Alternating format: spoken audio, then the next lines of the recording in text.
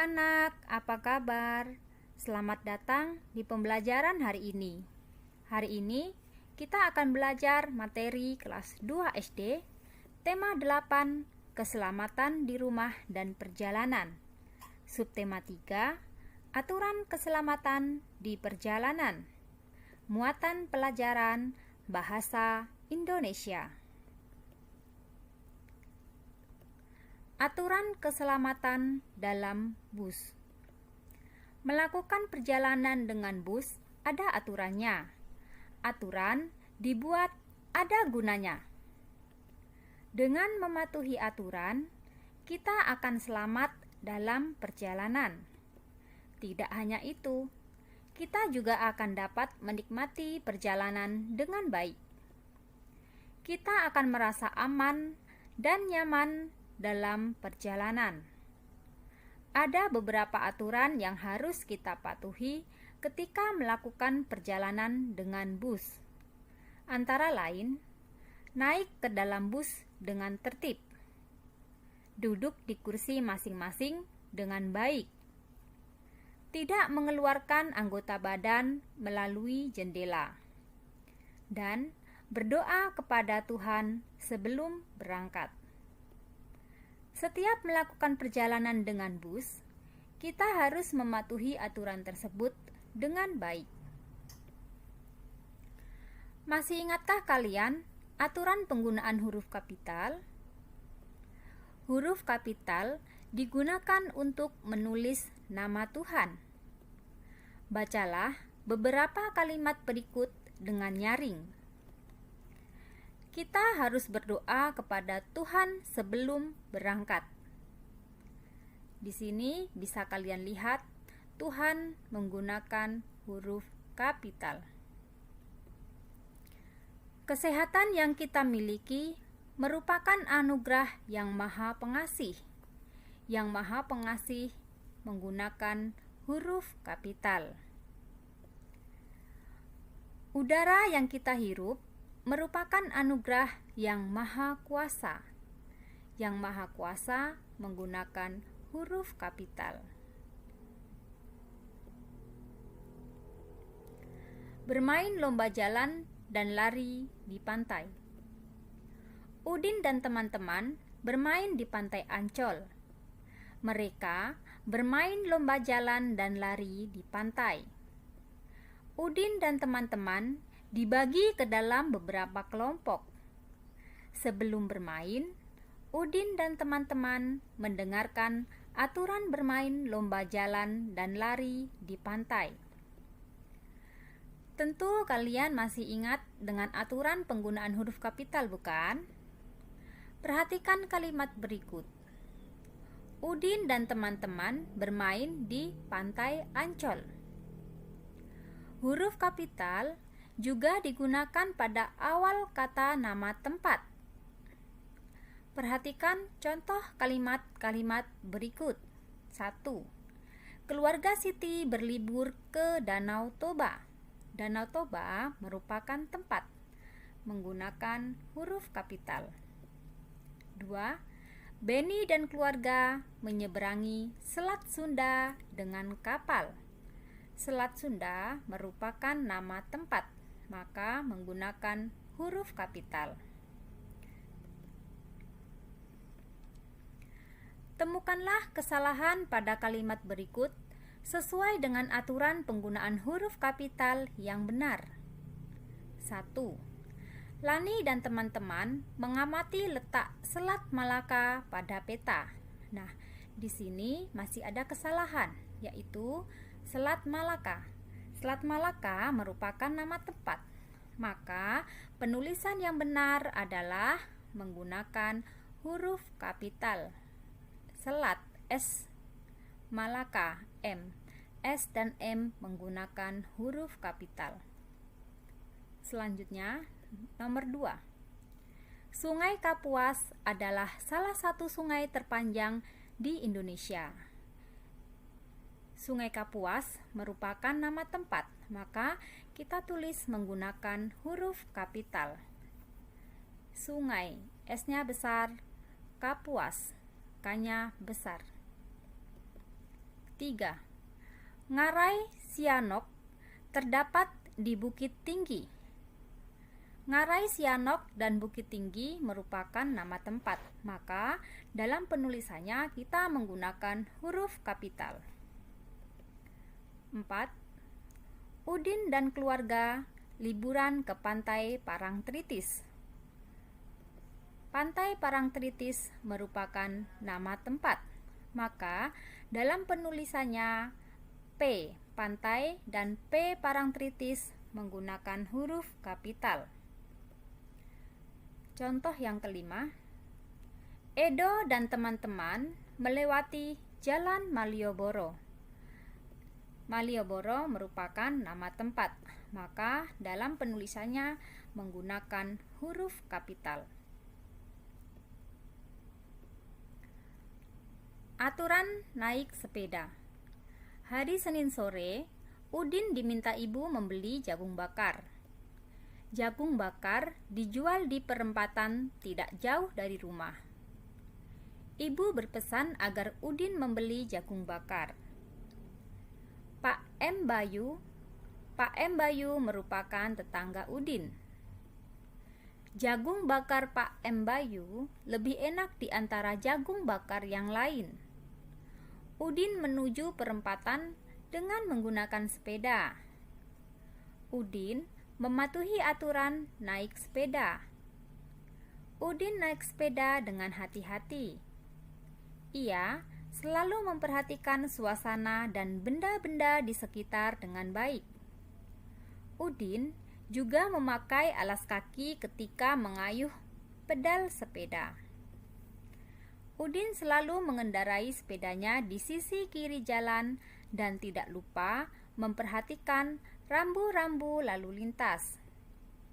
Udin menyadari arti pentingnya keselamatan. Masih ingatkah kalian dengan aturan penggunaan tanda titik? Coba perhatikan kalimat berikut dengan teliti. 1. Hari Senin sore, Udin diminta ibu membeli jagung bakar. Di akhir kalimat menggunakan tanda titik. 2. Jagung bakar dijual di perempatan tidak jauh dari rumah. 3. Ibu berpesan agar Udin membeli jagung bakar Pak M. Bayu. 4. Pak M. Bayu merupakan tetangga Udin. 5. Jagung bakar Pak M. Bayu lebih enak di antara jagung bakar yang lain. Tanda titik digunakan di setiap akhir kalimat. Tanda titik juga digunakan pada akhir singkatan nama orang. Denah rumah Udin, Lani, Meli, Edo, Siti, dan Beni. Perhatikan penggunaan tanda titik yang benar. Rumah Siti terletak di Jalan A. Hakim. Rumah Udin terletak di Jalan W. John. Rumah Beni terletak di Jalan M. Nasir.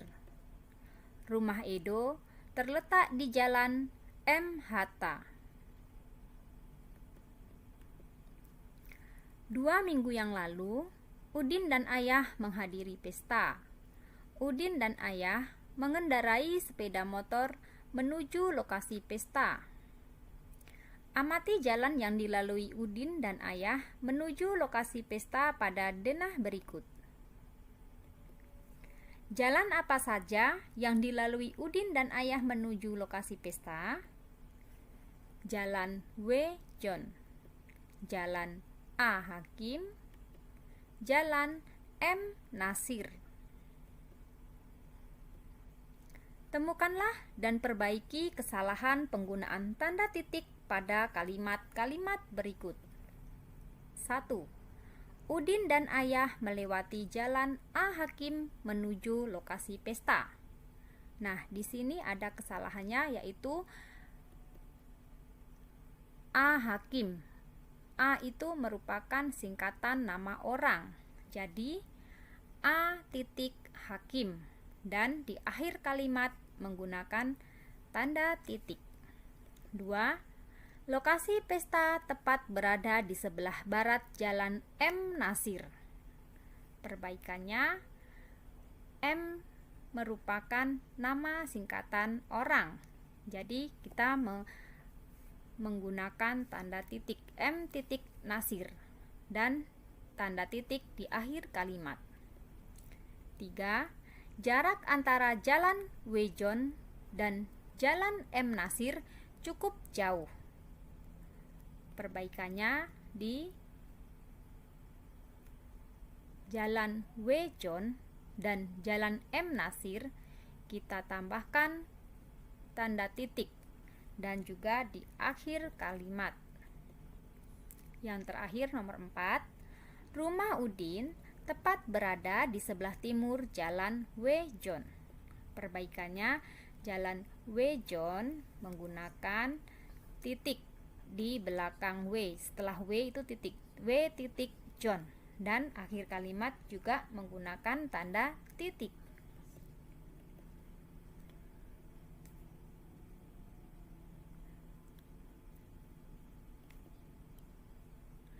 Apa saja aturan yang harus kita patuhi ketika berjalan di jalan raya? Di mana kita harus berjalan ketika hendak menyeberangi jalan raya? Kapan kita harus mematuhi aturan lalu lintas? Bagaimana pendapatmu jika ada orang yang melanggar lalu lintas? Siapa orang yang bertanggung jawab mengatur lalu lintas? Mengapa kita harus patuh pada aturan lalu lintas? Nah, kalimat tanya dibubuhi dengan tanda tanya di setiap akhir kalimat. Membuat pertanyaan sesuai gambar. Perhatikan gambar berikut. Pertanyaan yang dapat kita buat, ya, ada 6 kata tanya yang akan kita buat dalam kalimat ini, ya. Yang pertama, apa yang terjadi dengan Pak Yono? Siapa yang membantu Pak Yono? Di mana Pak Yono terjatuh? Bagaimana keadaan Pak Yono? Kapan Pak Yono terjatuh? Mengapa Pak Yono terjatuh? Nah, di setiap awal kalimat tanya selalu menggunakan kata tanya, dan di akhir kalimat tanya selalu menggunakan tanda tanya. Selanjutnya, pertanyaan yang dapat kita buat dari gambar tersebut. 1. Apa yang dilakukan Udin dan teman-teman? 2. Siapa yang sedang melakukan kerja bakti? 3. Di mana mereka melakukan kerja bakti? 4. Bagaimana cara membersihkan lantai becek dan berlumpur? 5. Kapan mereka melakukan kerja bakti? Dan yang keenam, mengapa mereka melakukan kerja bakti? Nah, kesimpulan pembelajaran kita pada hari ini.